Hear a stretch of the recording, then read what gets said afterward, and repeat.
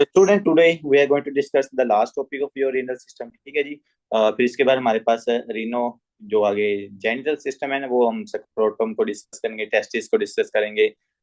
उसके अंदर हम यूरिनरी ब्लैडर की कैंसर है वो उसी के अंदर इंक्लूड करके देखेंगे, इरेक्टाइल डिस्फंक्शन को डिस्कस करेंगे।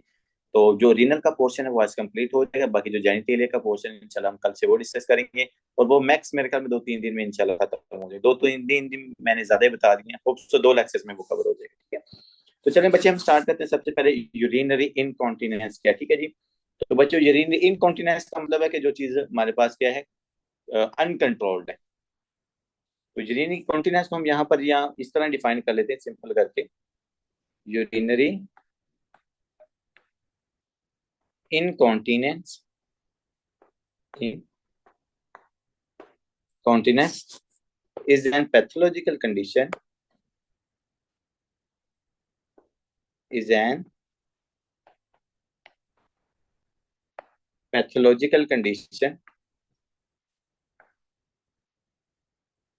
is an pathological condition into which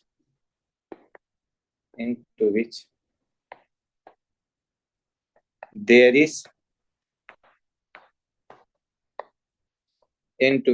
leakage of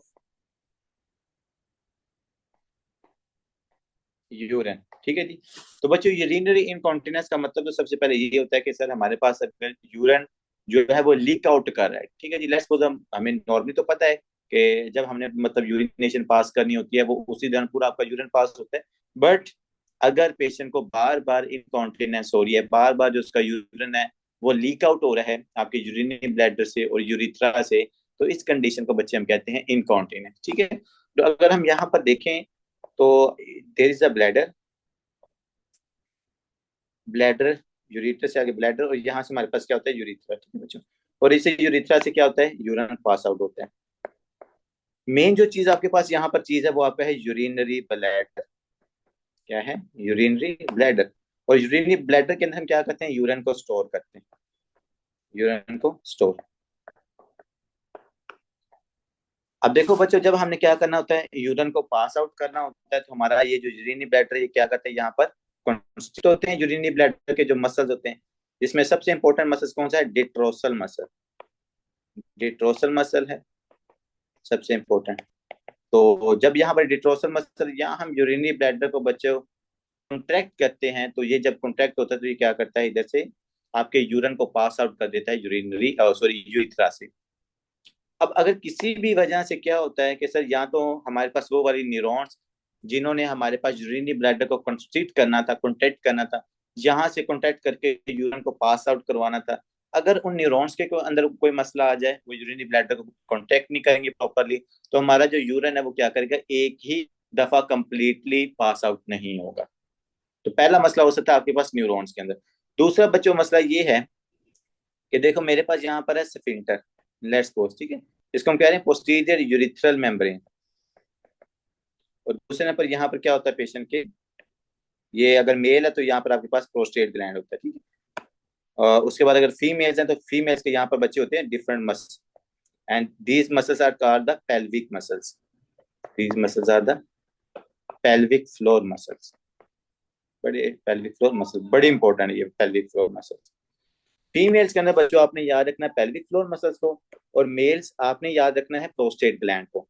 ये पेल्विक फ्लोर मसल्स जो होते हैं ना बच्चों, ये क्या करते हैं, these are also helps to constrict the posterior wall of the urethra and keeps the urinary bladder close. जब ये मेरे पास जो मसल्स हैं यहाँ पर देखो, ये मसल्स क्या करते हैं, आपके इस यूरिनरी ब्लैडर को ना यहाँ से कंट्रोल मतलब के क्लोज करके रखते हैं, ताकि जो यूरिन है वो इधर से पास आउट ना हो। अब अगर किसी पेशेंट के अंदर ये पेल्विक फ्लोर के जो मसल्स हैं बच्चों वो वीक हो जाएं, अगर ये मसल्स वीक होंगे तो आपके पास ये जो यूरिथ्रल मेम्ब्रेन है, ये जो बैक साइड इसका ये वाला स्फिंक्टर है, जिसकी वजह से यूरिन क्या कर रहा था, यूरिन हमारे पास यूरिन ब्लैडर के अंदर ही था, या इसको आप वाल्व समझ लो। जैसे कहते थे सर आयोटिक वाल्व के अंदर अगर वीकनेस हो जाए तो रिगर्गिटेशन हो जाती थी, या वहां से लीक आउट हो जाता था आपका ब्लड। तो बच्चों इसी तरह अगर मेरे पास इस यूरिथ्रा की ये जो मेम्ब्रेन या ये जो वॉल्व है, जिसको आपके पेल्विक फ्लोर मसल्स ने क्या किया होता है, कंट्रोल किया होता है, इसको मतलब कि कंस्ट्रिक्ट करके रखा होता है।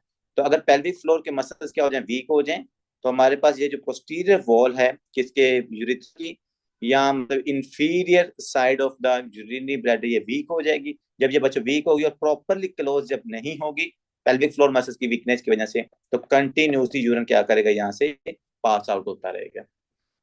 तो 3-4 प्रॉब्लम्स आपने जनरली याद रखनी है। यहाँ तो जो न्यूरॉन्स हैं कि यूरिनरी ब्लैडर को कंट्रोल करती हैं, उन न्यूरॉन्स के अंदर कोई प्रॉब्लम है तो उसकी वजह से पेशेंट ना यूरिनरी ब्लैडर की प्रॉपर कॉन्ट्रैक्शन नहीं हो रही और कंप्लीट यूरिनेशन नहीं हो रही एक ही दफा में। एक न्यूरॉन्स का मसला आ जाता है, ठीक है, वो न्यूरॉन्स के आगे आगे हम देखेंगे। मस्करीनिंग के रिसेप्टर्स होते हैं, कोलिनर्जिक के रिसेप्टर्स होते हैं, उनको हम डिस्कस करेंगे। दूसरा हमारे पास होता है पेल्विक फ्लोर के मसल्स, जो फीमेल्स के अंदर कॉमन होते हैं। पेल्विक फ्लोर के मसल्स क्या करते हैं, नीचे से आपके यूरिनरी ब्लैडर को ना कंट्रोल करके देते हैं। अगर मैं यहाँ पे आपको दिखाऊं नहीं दे रहे, अगर कहीं पर उन्होंने डायग्राम दिखाई हो, ये आपको नजर आ रहा है, किधर गया किधर गया, ये देखो, ये बच्चों ये यूरिनरी ब्लैडर आपके पास सामने बना हुआ, ठीक है। ये यूरिनरी ब्लैडर और यहाँ पर ये वाले मसल्स होते हैं, किस एरिया में बच्चों, यहाँ पर ये वाले मसल्स आपको नजर आते होते हैं। तो अगर हमारे पास किसी फीमेल्स के अंदर क्या हो जाता है, ओ सॉरी, किसी के अंदर ये वाले पेल्विक फ्लोर के मसल वीक हैं, तो आपको कंटिन्यूसली यहाँ से जो यूरिन है वो क्या होता रहेगा, वो पास आउट होता रहेगा, ठीक है। तो ये चीज आपने क्या रखनी है, यहाँ पर याद रखनी है। अब बच्चों आगे आते हैं, एक मसल की वीकनेस है, दूसरे नंबर प्रोस्टेट ग्लैंड की। हमारे पास अगर वो प्रोस्टेट ग्लैंड की इनलार्जमेंट हो जाए, वो भी इन्वॉल्व करता है, वो भी इसकी ऑब्स्ट्रक्शन में इन्वॉल्व होता है। इसके अलावा आपने याद रखनी है न्यूरॉन्स, न्यूरॉन्स का सबसे बड़ा की रोल होता है। तो अगर किसी पेशेंट को स्पाइनल कोर्ड की इंजरी हो जाए, वो फिर स्पाइनल कोर्ड की इंजरीज है, तो हमारे पास न्यूरॉन्स की इनर्वेशन नहीं होगी। न्यूरॉन्स की इनर्वेशन नहीं होगी तो आपका जो ये डिट्रोसल मसल्स हैं, या जो यूरिनरी ब्लैडर, इसकी प्रॉपरली कॉन्ट्रैक्शन नहीं होगी, और there is no proper release of the urine from your urinary bladder into the urethra. तो इन तमाम इफेक्ट्स की वजह से एट द एंड क्या होना है कि हमारे पास प्रॉपर जहाँ कंप्लीट यूरिनेशन नहीं होती, एक दफा में क्या होता रहता है, ऐसा ऐसा ऊपर से लीक आउट होता रहता है आपका यूरिन। अब बच्चों ई बेस के ऊपर ना, अब जब मैं इसके यहाँ पर टाइप्स को डिस्कस करेंगे ना, तो आपको ये ज्यादा समझ आ जाएगा। हमने आपकी यूरिनरी कॉन्टिनेंस की ना 3 टाइप्स को यहाँ पर डिस्कस करना है। वैसे तो इसकी और भी टाइप्स लिखी जाती है, लेकिन मेडिसिन के अंदर हम ये 3 टाइप्स को डिस्कस करते हैं, क्योंकि इन्हीं 3 टाइप के साथ ना ज्यादातर पेशेंट आपस प्रेजेंट करेंगे। बच्चों सबसे पहली टाइप को हम कहते हैं स्ट्रेस यूरिनरी इनकॉन्टिनेंस, या स्ट्रेस इनकॉन्टिनेंस भी हो गया, स्ट्रेस यूरिनरी इनकॉन्टिनेंस। अब बच्चों स्ट्रेस यूरिनरी इनकॉन्टिनेंस का क्या मतलब है कि जब भी बॉडी के ऊपर स्ट्रेस आएगी ना, मैं अभी आपको इस स्ट्रेस का मतलब भी बताता हूँ। तो जब भी स्ट्रेस आती है ना, तो उसकी वजह से क्या होता है, यूरिनरी इनकॉन्टिनेंस होती है, मतलब यूरिन लीक आउट कर जाता है आपके पास यूरिनरी ब्लैडर से। अब मैंने आपको थोड़ी देर पहले बताया था कि क्या होता है कि यहाँ पर मेरे पास यूरिनरी ब्लैडर है, और इस यूरिनरी ब्लैडर को फीमेल के अंदर स्पेसिफिकली ना, यहाँ पर आपके पेल्विक फ्लोर के मसल्स ने क्या करते हैं, इसको यहाँ से कंट्रोल करके रखते हैं। जब ये पेल्विक फ्लोर के मसल्स क्या करते हैं, कंस्ट्रिक्ट करते हैं, तो ये ओपन है। जब ये रिलैक्स करेंगे तो ये क्लोज हो जाता है आपके पास, ये इसका पोस्टीरियर जो यहाँ पर स्फिंक्टर होता है।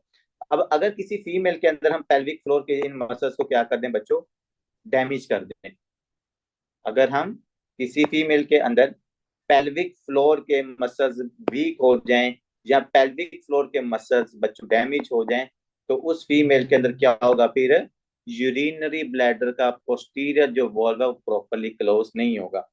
अगर उसका पेल्विक फ्लोर मसल, अगर उसका पोस्टीरियर वॉल्व का पोस्टीरियर यूरिनरी ब्लैडर की जो पोस्टीरियर साइड का वॉल्व प्रॉपरली क्लोज नहीं होगा, तो ऊपर से जो यूरिन है वो क्या करता रहेगा, लीक आउट करता रहेगा, ठीक है। तो पेल्विक फ्लोर मसल्स आपने याद रखने, it's very common in females. अब सर ऐसा हुआ क्या है कि जो उसके पेल्विक फ्लोर के मसल्स हैं वो वीक हुए, जिसकी वजह से यूरिनरी ब्लैडर से कंटिन्यूसली लीक आउट हो रहा है यूरिन। बच्चों इसका रीजन होता है वजाइनल डिलीवरी। अगर आपके पास वजाइनल डिलीवरी डिलीवरी के दौरान क्या हो जाए सर, ट्यूमा हो जाए। ट्यूमा से मुराद क्या है कि वो जो पेल्विक फ्लोर के मसल्स हैं वो वीक हो जाए, या पेल्विक फ्लोर के मसल्स के अंदर इंजरी आ जाएगी। क्योंकि आपको पता है vaginal delivery it's not a simple process, उसके अंदर आपको फोर्सफुली क्या करना पड़ता है, बेबी को बाहर निकालना पड़ता है। तो चूंकि बेबी का साइज, अगर ज्यादातर जो आपके मैक्रोग्लोसिया वाले बेबी थे ना, जिनका साइज ज्यादा होता है, तो उन उन फीमेल्स के अंदर ज्यादातर ना आपको ये जो पेल्विक फ्लोर के मसल्स की इंजरी ना वो नजर आती है, क्योंकि आपको फोर्सफुली बच्चे को बाहर निकालना पड़ता है विजाइना से, यूट्रस से और विजाइना से। तो इस दौरान क्या होता है कि वो जो मसल्स होते हैं जो हमारे पास इस पूरे प्रोसेस को कंट्रोल कर रहे होते हैं, वो आपकी ये पेल्विक फ्लोर के मसल्स होते हैं। तो फिर उन मसल्स के ऊपर स्ट्रेस जाती है, और उस स्ट्रेस से जाने की वजह से वो मसल्स क्या हो जाते हैं, उनकी इंजरी हो जाती है, वो मसल रप्चर हो जाते हैं, और बाजू का तो वो मसल्स के अंदर वीकनेस आ जाती है। मसल्स के अंदर जो वीकनेस आती है ना, जिन फीमेल्स के अंदर ज्यादा बच्चे होते हैं ना, क्योंकि बार बार वजाइनल डिलीवरी हो रही है, तो उनके जो पेल्विक फ्लोर के मसल्स हैं वो वीक हो जाते हैं। हाँ, जिन फीमेल्स के अंदर बच्चे का साइज ज्यादा है, मैक्रोसोमिया वाला बच्चा है, जैसे डायबिटीज मेलाइटिस वाले होते हैं, तो उनके अंदर जो पेल्विक फ्लोर है ना, उसका रप्चरिंग होती है, उसकी इंजरी होती है। ये भी साल बात याद रखिए। तो जब बच्चों आप वजाइनल डिलीवरी कराओगे तो ट्रियोमा होगा पेल्विक फ्लोर के मसल्स को। जब पेल्विक फ्लोर के मसल्स को ट्रियोमा होगा, तो उसकी वजह से जो उन्होंने यूरिनी ब्लैडर को नीचे से क्लोज करके रखा हुआ था, अब वो क्लोजिंग नहीं होगी। जब वो क्लोजिंग नहीं होती तो कंटिन्यूसली यूरिन क्या करता रहेगा, लीक आउट करता रहेगा उसके एरिया से। ठीक है, तो इसको हम कहते हैं यूरिनरी इनकॉन्टिनेंस या स्ट्रेस यूरिनरी इनकॉन्टिनेंस। अब यहाँ पर आपने एक बात देखनी है कि सर स्ट्रेस का मतलब तो अभी भी यहाँ पर नहीं है। तो बच्चों स्ट्रेस का मतलब होता है जब ये फीमेल जिनको ये वाली प्रॉब्लम है, जिनके पेल्विक फ्लोर के मसल्स वीक हैं, या जिनकी रिसेंटली वजाइनल डिलीवरी हुई है, जब ये क्या करती है ना, लाफिंग, स्नीजिंग या वालसेल्वा करते हैं। ठीक है, वालसेल्वा मैंने आपको बताया ना क्या करते हैं, आप अपनी सांस को रोकते हैं और एब्डोमेन कैविटी के ऊपर प्रेशर लगाते हो। फीमेल जब ये कफ करती है या स्नीजिंग करती है या लाफिंग करती है, ठीक है, तो उस दौरान चूंकि इसके पेल्विक फ्लोर के मसल वीक होते हैं, तो इसके यूरिनी ब्लैडर के ऊपर ऊपर से स्ट्रेस जाती है। जब यूरिनी ब्लैडर ऊपर से कंप्रेस होता है तो यूरिन क्या कर देता है, लीक आउट कर देता है। अब नॉर्मली तो ऐसा नहीं होता। नॉर्मली तो आपके पास जब लाफिंग की वजह से या स्नीजिंग की वजह से या वालसल्वा की वजह से आपकी यूरिनी ब्लैडर से यूरिन लीक आउट नहीं होता।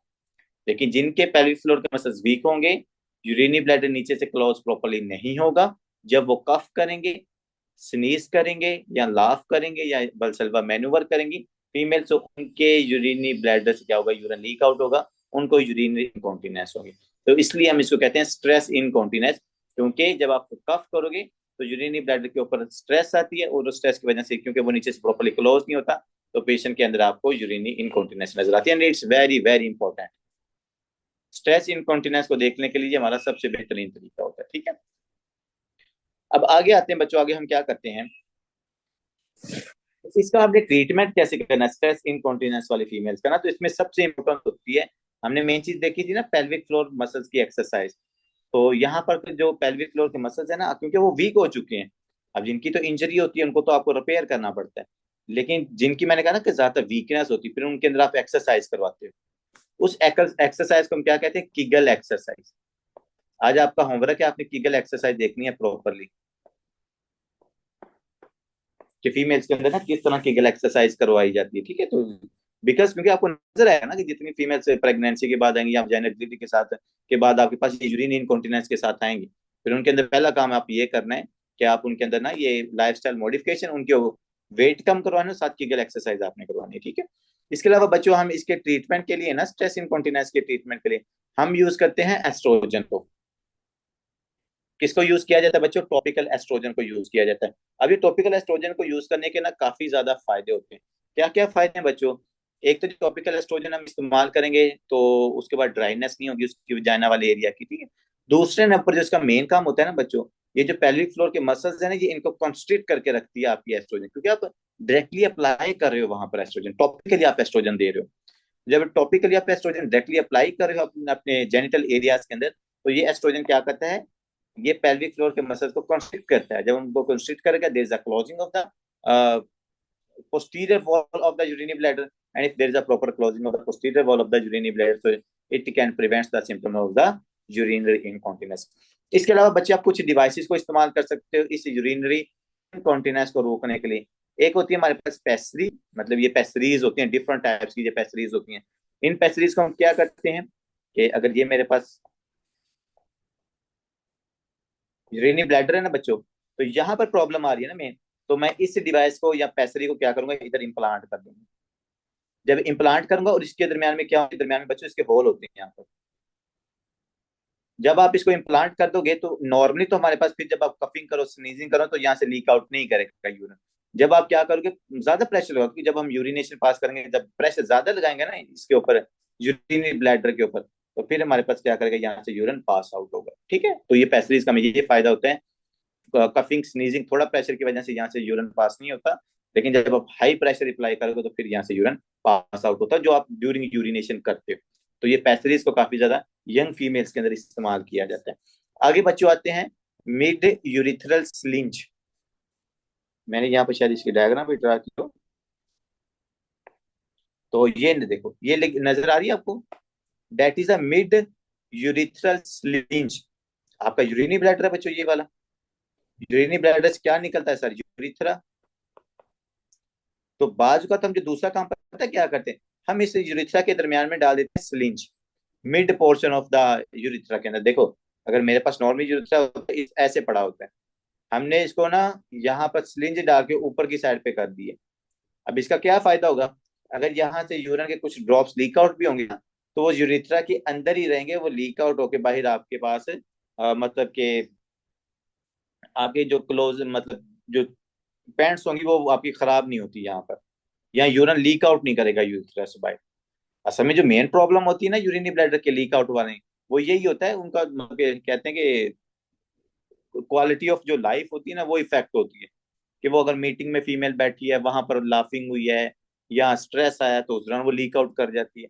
वो किसी इवेंट पे जाती है, उधर मतलब कि वो डांस करती है हल्का फुल्का, यहाँ वहां पर वो, जारी बात है बंदा ज्यादा मुस्कुराता है हंसता है, शादियों में जाता है, ठीक है, कि शायद हमारी भी जल्दी अनकरीब हो जाए। तो उस दौरान भी क्या है, बॉडी के स्ट्रेस आएगी, तो उस फीमेल का यूरिन लीक आउट कर सकेगा, उनके मतलब कपड़े खराब हो सकते हैं। तो क्वालिटी ऑफ हेल्थ को या क्वालिटी ऑफ लाइफ को इम्प्रूव करने के लिए फिर हम क्या करेंगे उनके अंदर बच्चों, इस चीज को मिड यूरिथ्रल स्लिंज को इम्प्लांट कर सकते हैं, ठीक है। तो यूरिथ्रा के दरमियान में जब इस स्लिंज को हम इम्प्लांट करोगे, ये यूरिथ्रा को ऊपर उठा के रखेंगे, ठीक है, जिसकी वजह से जो जो ड्रॉप्स लीक आउट होते हैं ना वो नहीं होंगे।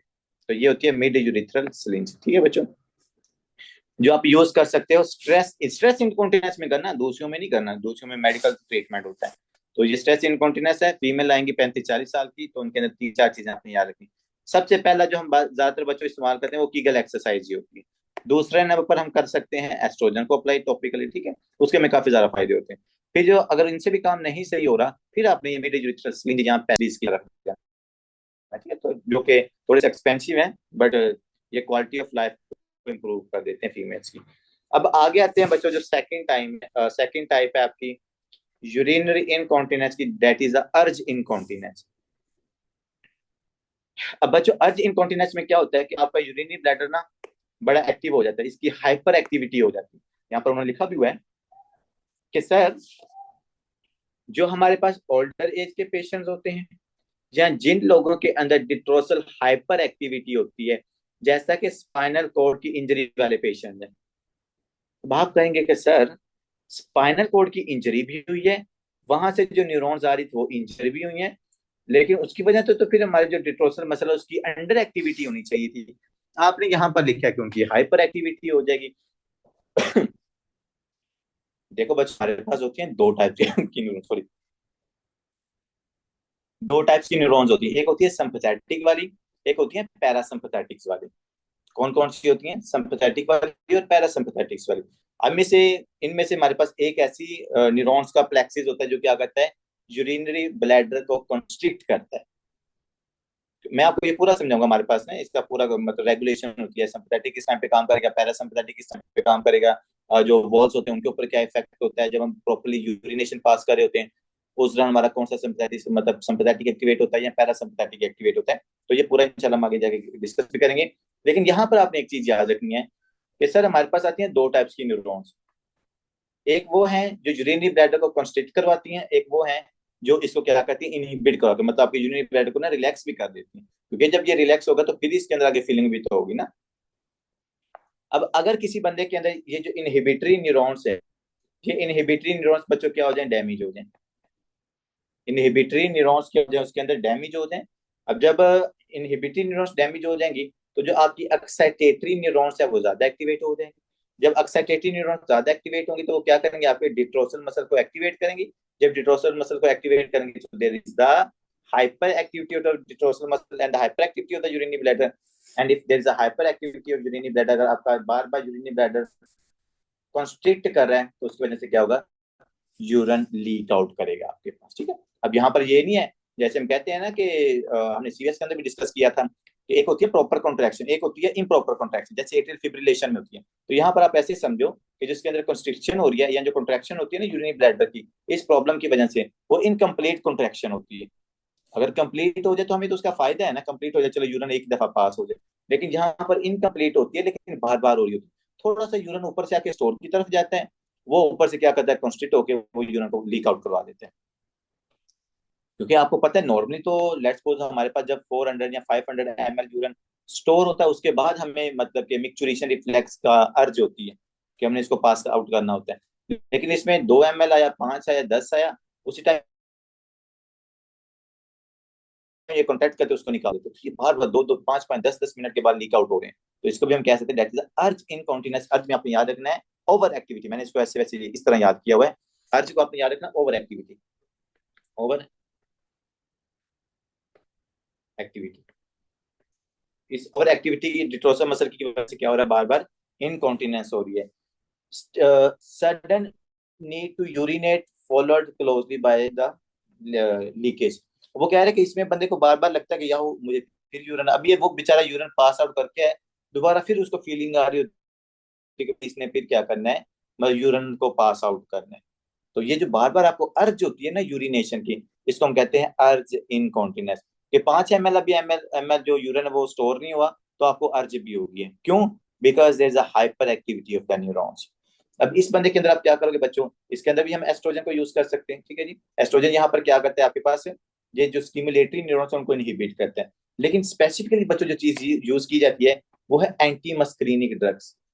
एक तो हमारे पास ये मीरा बिग्रॉन हम यूज करते हैं, दूसरी एंटी मस्करीनिक के अंदर जो सबसे ज्यादा ड्रग इस्तेमाल करते हैं वो है ऑक्सीब्यूटिनिन। ये नाम लिख लें, ऑक्सी।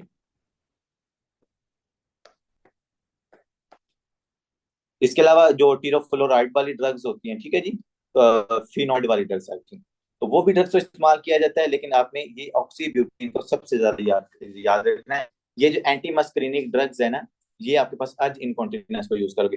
जब एंटी मस्करीनिक यूज करोगे ड्रग, ये क्या करेगी, एक्साइटेटिव न्यूरॉन्स को इनहिबिट करेगी। जब एक्साइटेटिव न्यूरॉन्स इनहिबिट होगी, so there is no hyper activity of the detrusor muscle, and if there is no hyper activity of the detrusor muscle, it can lead to treatment of the urge incontinence, ठीक है। अब आते हैं बच्चों तीसरी type, that is overflow incontinence. अब यहाँ पर बच्चों ओवरफ्लो क्यों हो रहा है, क्योंकि भाई ओवरफ्लो इस वजह से हो रहा है कि मेरे पास जिन मसल्स ने कॉन्ट्रैक्ट करके यूरिनरी ब्लैडर को खाली करना था, एम्प्टी करना था, वो मसल अब काम नहीं कर रहे। ऊपर ज्यादा काम कर रहे थे अर्ज इनकॉन्टिनेंस में, जिसमें मैंने एंटी मस्करीनिक्स दी है, यहाँ पर वो काम ही नहीं कर रहे। तो देखो दो प्रॉब्लम्स हो सकती हैं कि एक हमारे पास एक्साइटेटिव नर्व्स हैं, दूसरी हमारे पास इनहिबिटरी हैं। अगर इनहिबिटरी आपके पास काम करना छोड़ दे तो एक्साइटेटरी ज्यादा होगी, तो हाइपर एक्टिविटी इनकॉन्टिनेंस होगी।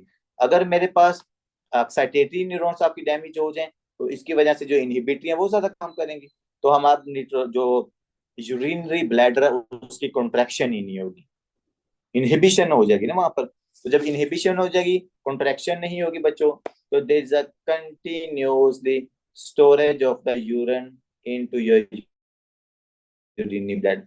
तो जब ये continuously storage of the urine into urinary bladder हो जाएगा, इसकी वजह से फिर ये ओवरफ्लो कर जाएगा, ठीक है। अब ये क्या करेगा, ये ओवरफ्लो करके यहाँ से अब क्योंकि बहुत ज्यादा यहाँ पर यूरिन पास स्टोर हो गया, लेट्स मैं कहता हूँ 1200 ml। जब 1200 ml हो जाएगा तो फिर ये क्या करेगा, ओवरफ्लो इनकॉन्टिनेंस करेगा, ठीक है। तो अब यहाँ से हल्के हल्के ड्रॉप नीचे गिरना शुरू हो जाए, क्यों? क्योंकि अब इसमें बहुत ज्यादा यूरिन स्टोर हो चुका है। तो ओवरफ्लो इनकॉन्टिनेंस और अंडरफ्लो इनकॉन्टिनेंस दोनों को आपने याद रखना है। इसमें क्या हो रही है, इनहिबिटरी न्यूरॉन्स एक्टिवेट हो रही है, ऊपर वाले में एक्साइटेटरी न्यूरॉन्स ज्यादा एक्टिवेट हो रही है, ठीक है। डिट्रोसल अंडर एक्टिविटी, और डिट्रोसल अंडर एक्टिविटी के मैंने आपको बता दी कि इनहिबिटरी न्यूरॉन्स जो हमारे पास है वो ज्यादा काम कर रही है, एक्साइटेटरी काम नहीं करी, तो इस वजह से अंडर एक्टिविटी आ रही है डिट्रोसल मसल की।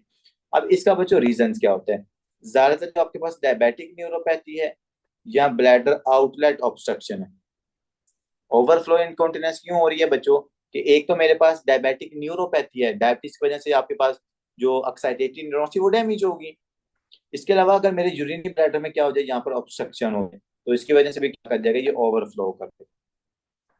अब इस बंदे में कांस्टेंट यूरिनेशन है, ये आपका एमसीक्यू है एनआरई का, आई थिंक पास्ट पेपर के अंदर है या प्रैक्टिस एमसीक्यूज के अंदर, कि कौन सी ऐसी टाइप है यूरिनरी इनकॉन्टिनेंस की जिसमें कांस्टेंट लीकेज आउट होता है बच्चों, वो ओवरफ्लो इनकॉन्टिनेंस, कांस्टेंट लीकेज इसमें होता है, ठीक है। अब इसमें बच्चों ट्रीटमेंट क्या है, ट्रीटमेंट है अंडरलाइन काज, कि अगर तो उसके पास यूरेटर में ऑब्स्ट्रक्शन है तो बच्चों ऑब्स्ट्रक्शन को खत्म करो। अगर उस पेशेंट के अंदर आपकी न्यूरॉन से ही काम नहीं करी तो उसकी न्यूरॉन्स को एक्टिवेट करो। और न्यूरॉन्स को एक्टिवेट करने के लिए हम बच्चों क्या करते हैं, एक्साइटेड न्यूरॉन्स का मसला है ना, हम उसको देते हैं सैक्रल नर्व स्टिमुलेशन, ताकि इसकी जो नर्व है वो क्या हो जाए, स्टिमुलेट हो। जब नर्व स्टिमुलेट होगी तो यूरिनी ब्लड की कॉन्ट्रैक्शन होगी और हम यूरिन को इजीली पास करेंगे, ठीक है। और अगर एडल्ट बंदे जिनमें यूरिन पास नहीं हो रहा, आपको पता है उसमें फोली कैथेटर को पास कर, ठीक है, इधर से कैथेटर डालो, वो कैथेटर क्या करेगा, यहाँ से आपके पास यूरिन को आपकी यूरिनी ब्लैडर से एम्प्टी कर देगा जब बाहर निकलो आगे, ठीक है। इसके अलावा अगर कोई और अंडरलाइन काज है तो आप क्या करो, उसको डिस्कस करो। और इसमें हम यूज कर सकते हैं कोलिनर्जिक एगोनिस्ट, कर सकते हैं, लेकिन इनको ज्यादातर इस्तेमाल नहीं किया जाता। कोलिनर्जिक एगोनिस्ट का काफी ज्यादा साइड इफेक्ट्स होते हैं इन पेशेंट्स के अंदर। मैं आपको बता देता हूँ, जो एल्डर्स के अंदर ज्यादातर ये प्रॉब्लम होती है ना, ओवरफ्लो इनकॉन्टिनेंस की, या डायबिटीज वाले पेशेंट के अंदर, तो डायबिटीज वाले के अंदर आप क्या करते हो, डायबिटीज को कंट्रोल करते हो। जो हमारे पास एल्डर्स पेशेंट होते हैं, इनमें आपने कैथीटराइजेशन करनी है, ज्यादातर इनके अंदर कैथीटराइजेशन करते हैं, ठीक है। और अगर हमारे पास यंग है जिसमें ये प्रॉब्लम आ रही है, तो फिर हम उसके प्रॉपर ट्रीटमेंट की तरफ जाएंगे कि हमने उसकी सैक्रल नर्व स्टिमुलेशन करवानी। नर्व स्टिमुलेट होगी, यूरिनरी ब्लैडर कॉन्ट्रैक्ट होगा, यूरिन आपका इजीली पास आउट कर जाएगा, ठीक है बच्चों। तो ये था हमारा यूरिनरी इनकॉन्टिनेंस। ऑक्सीब्यूटिन याद रखनी है, कीगल एक्सरसाइज याद रखनी है, टॉपिकल एस्ट्रोजन याद रखना है, मिड यूरिथ्रस स्लिंज याद रखनी है, पैसरी याद रखनी है। उसके अलावा आपने क्या याद रखना है, यहाँ पर कैथीटराइजेशन, फोली कैथेटर आपको पता है कितना ज्यादा इस्तेमाल किया जाता है। अब आते हैं आपके one of the most important tumour, that is a renal cell carcinoma, ठीक है जी। तो रीनल सेल कार्सिनोमा को सबसे पहले हम डिफाइन करते हैं कि ये क्या होता है बच्चों। ये रीनल सेल कार्सिनोमा आपके पास एक एडिनो कार्सिनोमा होता है, जो नेफ्रॉन की ट्यूब से मतलब कि इसकी फॉर्मेशन होती है।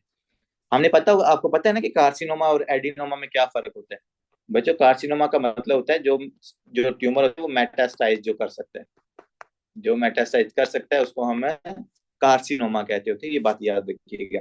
सेल कार्सिनोमा का क्या मतलब है सर, एन एडिनो कार्सिनोमा, ये हमारे पास क्या है, इसकी नेचर एडिनो है, ग्लैंडुलर है नेचर इसकी। An adeno carcinoma that occurs an adenocarcinoma that occurs into the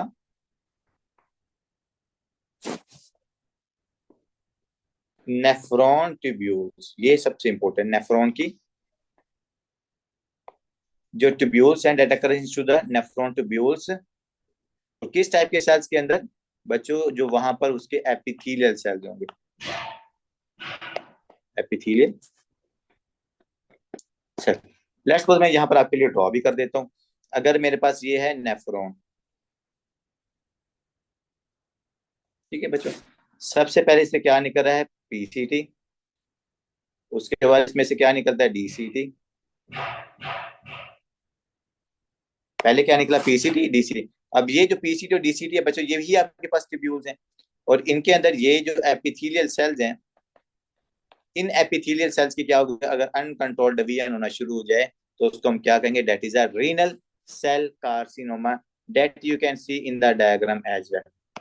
ये जो ट्यूमर आपको इस डायग्राम के अंदर नजर आ रहा है, इतना बड़ा सा जो ट्यूब्यूल्स है, इसका ना डेरिवेशन पूछी जाती है, कहाँ से ये ड्राइव होता है, तो ये आपकी ट्यूब्यूल्स के एपिथेलियल सेल से होता है, और that is a renal cell carcinoma. अब आगे आते हैं बच्चों के, इसका रिस्क फैक्टर क्या है, किन लोगों के अंदर ज्यादातर जो रीनल सेल कार्सिनोमा होता है ना, वो उसका रिस्क ज्यादा होता है। तो इसमें बच्चों अपने सबसे पहले याद रखना है, smokers.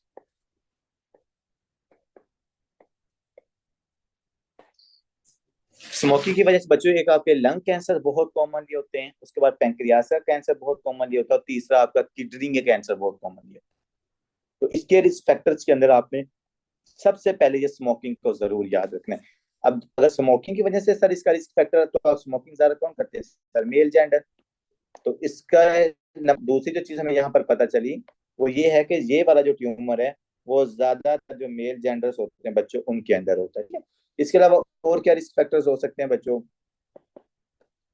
Radiation exposure, radiation exposure है जिन लोगों का, ठीक है जी, तो उन पेशेंट्स के अंदर भी क्या हो सकता है, ट्यूमर हो सकता है। इसके अलावा बच्चों जिनकी बीएमआई ज्यादा होती है, ओबेसिटी, क्योंकि ये सारी रिस्क फैक्टर्स हैं, ओबेसिटी वाले पेशेंट्स के अंदर भी ज्यादा इस ट्यूमर की फॉर्मेशन हो सकती है, ठीक है। इसके अलावा अगर कोई पेशेंट आपके पास एंड स्टेज रीनल डिजीज का है, एंड स्टेज रीनल डिजीज का है, तो उस पेशेंट के अंदर भी रीनल सेल कार्सिनोमा होने का क्या है, बहुत ज्यादा रिस्क फैक्टर्स होते हैं। इसके अलावा हमने कल पढ़ा था ना वो पॉलीसिस्टिक किडनी डिजीज वाले पेशेंट के लिए, तो उनके लिए मैंने सर कॉम्प्लिकेशन आपको बताई थी या नहीं बताई थी? तो जो हमारे पास होते हैं ना पॉलीसिस्टिक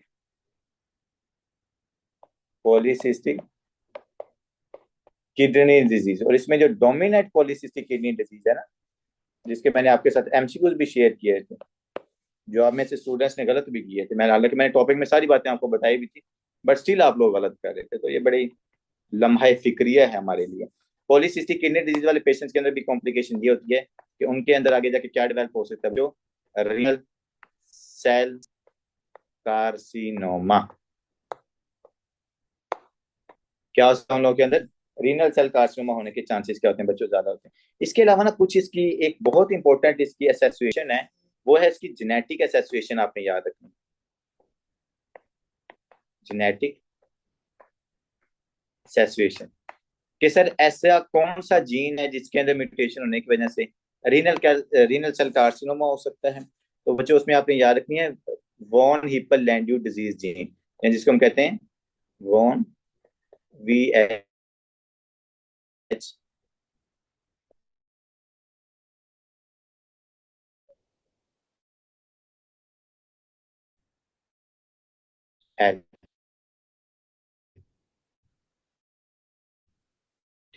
ठीक है, ये VHL जीन है ना, जब इसके अंदर म्यूटेशन आती है ना,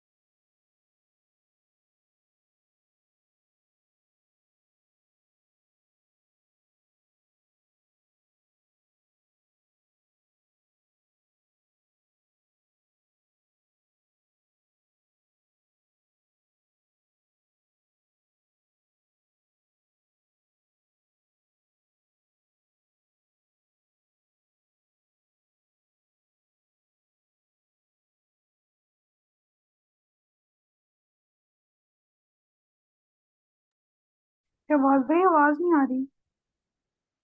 सर आपने वॉइस म्यूट की हुई है।